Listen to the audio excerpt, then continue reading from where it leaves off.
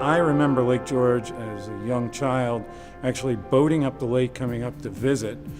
But as I've moved to Lake George, I've really gotten in touch with the nature of it in a way that the nature of Lake George actually invigorates you and really brings back a quality of life. Really the living, breathing heart of a $2 billion a year tourism industry is right out this door. We are making Lake George a model for how you tackle some of the toughest issues facing freshwater and its fate everywhere in the world. I would say the town is the historic and recreational epicenter of the Adirondack Park. It's located at the foothills of the park, foothills of the lake, and it's enjoyed by thousands and thousands every year.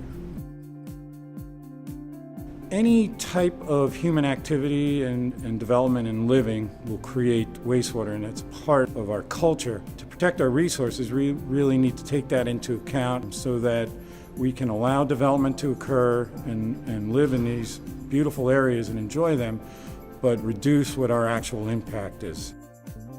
The town Septic Initiative started a couple years ago as pretty much a inventory program, and it kind of blossomed into this larger program where we are including site suitability analysis, prioritization mapping, and testing of algae and water quality in the lake. Well, I think what's really unique about this project is the bringing together of a lot of unique information. The site suitability mapping in and of itself isn't entirely new in terms of GIS, but when you take that information and integrate it with the sampling that's been done in the lake and then the survey data that's been done by property owners is a really powerful tool, because ultimately you're able to overlap that data and be able to identify really important information that'll help future decision making.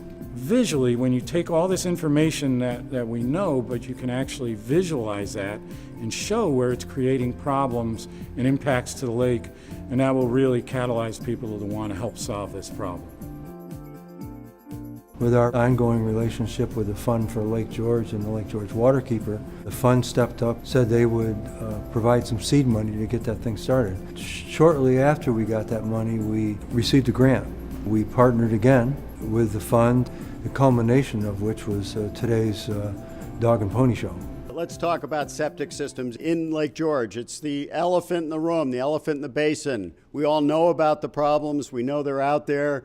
Nobody has wanted to talk about it. That's the purpose of the Septic Summit, is to bring all this brain power together, and let's talk about it. How can we encourage people to upgrade their systems? We're using the scientific evidence that we're coming up with, and we're trying to get it mapped digitally so that we can understand the geographic areas in our town and along our water body that are the highest areas of concern. You'll be able to see, hey, I've got a failing system perhaps, an age system, a system that's just got a giant question mark, and it corresponds with an area that, based on our model, is certainly an area that we want to further investigate anyway. I just want to stress what we do with what we learn here today, that's a mouthful, is vital to keeping Lake George one of the world's great natural treasures and tourism destinations.